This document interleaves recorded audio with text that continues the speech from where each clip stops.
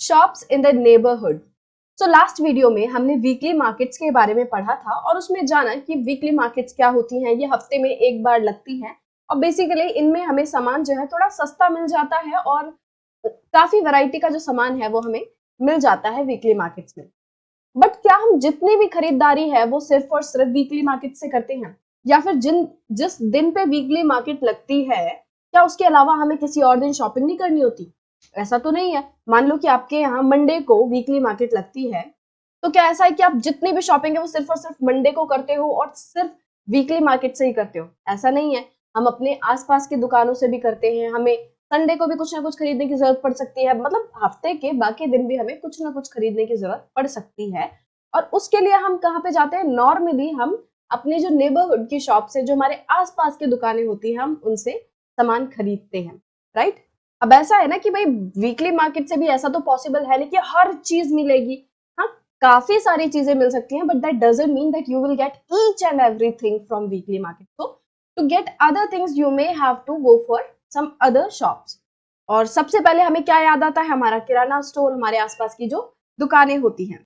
तो उन दुकानों में हमें अलग अलग तरीके के सामान मिलते हैं, अलग अलग सर्विसेज भी हमें हमारे नेबरहुड की शॉप से मिलती हैं। जैसे कि हम डेयरी प्रोडक्ट्स खरीद सकते हैं। हम सबको डेली जो है कंजम्पशन के लिए मिल्क की जरूरत होती है, तो डेली हम क्या करते हैं? अपने किराना स्टोर वगैरह से मिल्क लाते हैं। जो डिपार्टमेंटल स्टोर वगैरह होते हैं उनसे ग्रोसरीज लाते हैं। स्टेशनरी होती है, अब आप पढ़ रहे हो, आपको बुक्स की जरूरत होगी, पेंसिल पेन इन सब की जरूरत होगी, राइट? तो वो आप कहाँ से लेते हो? स्टेशनरी से लेते हैं। ईटेबल्स हो गए, आपको कुरकुरे चिप्स ये सब खाने का मन किया, आप क्या करते हो? आप वीकली मार्केट का थोड़ी वेट करते हो, आप झट से रुपए लेके जाते हो और साइड वाली दुकान से लेकर आ जाते हो। तो ईटेबल्स हो गए, मेडिसिन वगैरह हो गई, तो ये सभी चीजें जो है हम अपने आसपास की दुकानों से खरीदते हैं। तो इनमें से बहुत सारी ऐसी शॉप्स होती हैं जो कि परमानेंट होती हैं। परमानेंट मतलब क्या कि जो वहाँ पे अच्छे से प्रॉपर बनी पड़ी हैं, जो ऐसा नहीं है कि वो टाइम टू टाइम मूव करेंगी, है ना? कंक्रीट वगैरह की ईंट पत्थर से वो प्रॉपर बनी पड़ी हैं। और कुछ होते हैं जो रोड साइड स्टॉल्स वगैरह होते हैं, जैसे कि ठेले हो गए, है ना? और कुछ क्या होते हैं कि सिर्फ और सिर्फ ऐसे ही फुटपाथ वगैरह पे चटाई वगैरह डाल के लोग बैठ जाते हैं, तो वो क्या हो गया? वो परमानेंट नहीं है, वो टेम्परेरी उनका सेटलमेंट है। तो कुछ जो शॉप्स होती हैं वो परमानेंट होती हैं, कुछ रोड साइड स्टॉल्स वगैरह जैसे कि जो टेम्परेरी रहते हैं। वेजिटेबल हॉकर्स हो गए। वेजिटेबल हॉकर्स क्या होते हैं? ठेले होते हैं ना, तो वो गली गलियों में घूमते रहते हैं, सब्जी ले लो करके। तो उनके भी हमें नॉर्मली वेजिटेबल हॉकर्स की हमें कोई परमानेंट सेटलमेंट नहीं मिलती। वो हर प्लेस टू प्लेस जो है मूव करते रहते हैं, राइट? फ्रूट वेंडर्स हो गए, द मैकेनिक हो गए। तो बहुत सारे ऐसे मैकेनिक होते हैं जो कि परमानेंट उनकी सेटलमेंट होती है, जैसे साइकिल वगैरह वाले हो गए, बाइक्स वगैरह ठीक करने वाले हो गए। और कुछ होते हैं जैसे कि नहीं, आपने देखा होगा चेन वगैरह ठीक करने वाले, वो जगह जगह घूमते रहते हैं। तो इस तरीके से हमें अलग अलग तरीके के लोग मिलते हैं जिनसे हम गुड्स एंड सर्विसेज लेते हैं। तो इनकी कुछ जो शॉप्स है वो परमानेंट होती हैं, कुछ टेम्परेरी होती हैं। तो यहाँ पे एक छोटी सी स्टोरी दी हुई है सुजाता एंड कविता की, तो उनके बारे में एक बार पढ़ लेते हैं। तो सुजाता एंड कविता जो है ग्रोसरी जाते हैं, जो कि उनके मतलब पास ही में एक शॉप होती है, तो ग्रोसरीज के लिए वो उस शॉप में जाते हैं। और नॉर्मली उन्हें अपनी ग्रोसरीज वगैरह खरीदनी होती है, वो इसी शॉप में जाते हैं। और आज जो शॉप थी उसमें बहुत ज्यादा भीड़ थी, बहुत ज्यादा लोग आए हुए थे दुकान पर। और जो शॉप मैनेजर थी, मतलब कि जो शॉप ओनर थी, वो अकेले ही इस पूरे शॉप को मैनेज करती थी और उसने अपने 2 हेल्पर और लगाए हुए थे, राइट?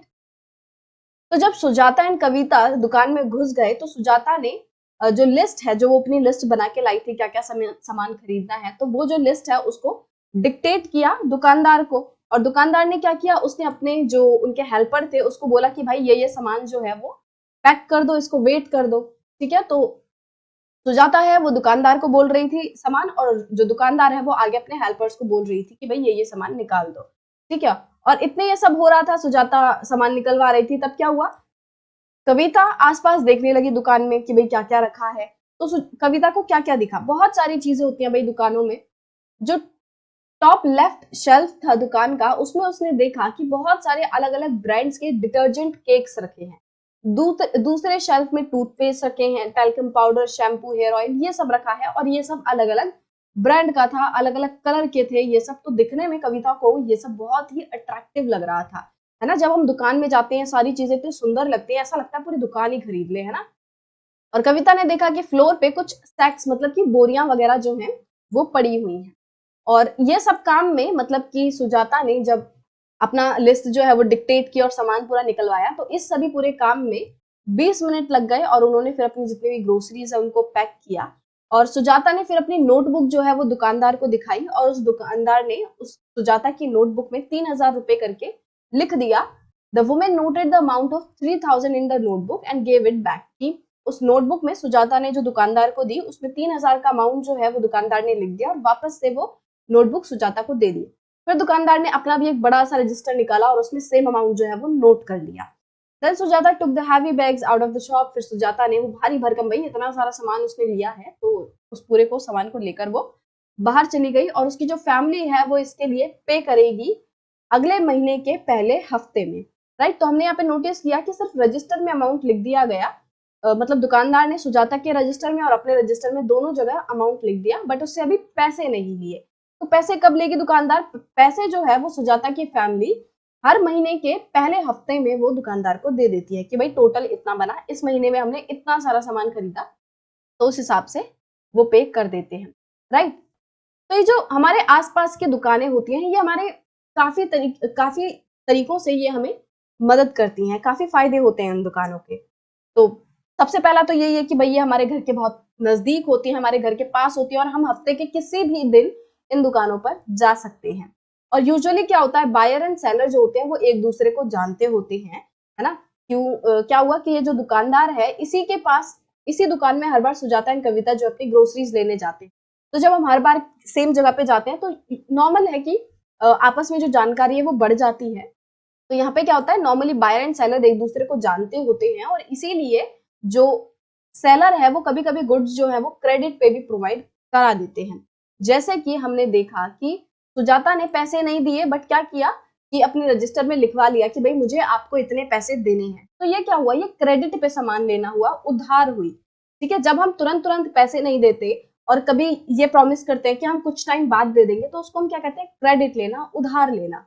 राइट, तो बेसिकली इस वीडियो में हमने क्या जाना कि सिर्फ और सिर्फ हम वीकली मार्केट से ही जाके सामान नहीं लेते, उसके अलावा भी हम बहुत सारी जगहों से लेते हैं। और वन ऑफ देम इज कि जो हमारे नेबरहुड शॉप्स होती हैं, आसपास की जो दुकानें होती हैं, तो हम उनसे बहुत फ्रीक्वेंटली हम उन दुकानों से सामान खरीदते हैं। और नॉर्मली क्या होता है कि दुकानदार और बायर जो है वो एक दूसरे को जान जाते हैं और वो कभी कभी जो सामान है वो क्रेडिट पे भी दे देते हैं, उधार पे भी दे देते हैं। राइट, जैसा कि हमने सुजाता के केस में देखा। अब नेक्स्ट वीडियो में हम दूसरे मार्केट की बात करेंगे, दैट इज जो शॉपिंग कॉम्प्लेक्सेस वगैरह होते हैं, मॉल्स वगैरह होते हैं, वहां से भी तो आप सामान खरीदने जाते हो, तो उसके बारे में हम अगली वीडियो में बात करेंगे।